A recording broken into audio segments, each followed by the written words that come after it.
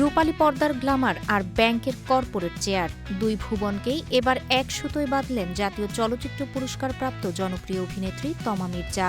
সুড়ঙ্গ আর দাগি সিনেমায় অভিনয় করে যিনি দর্শকদের মন জয় করে নিয়েছেন, সেই অভিনেত্রী দিলেন এবার এক চমকপ্রদ খবর।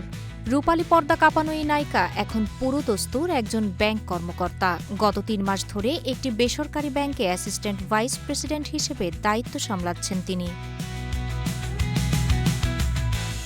ব্যাংকিং পেশায় যুক্ত হলেও অভিনয় ছাড়ছেন না বলে জানিয়েছেন জাতীয় চলচ্চিত্র পুরস্কারপ্রাপ্ত এই অভিনেত্রী। অভিনয়ের বাইরে নতুন ব্যাংকিং পেশাকে নিজের জন্য একটি নতুন অভিজ্ঞতা হিসেবেই দেখছেন তমা মির্জা।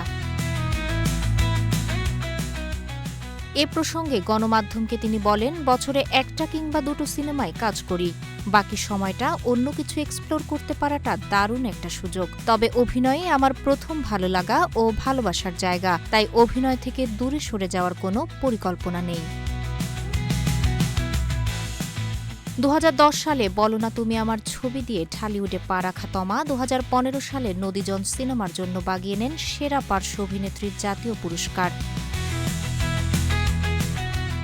এরপর অনন্ত হীরা পরিচালিত ও আমার দেশের মাটি সিনেমায় চিত্রনায়িকা হিসেবে অভিনয় করে আলোচনায় আসেন তিনি। আর সম্প্রতি আফরান নিশোর সাথে তার পারফরম্যান্স তো রীতিমতো ঝড় তুলেছিল সিনেপর্দায়।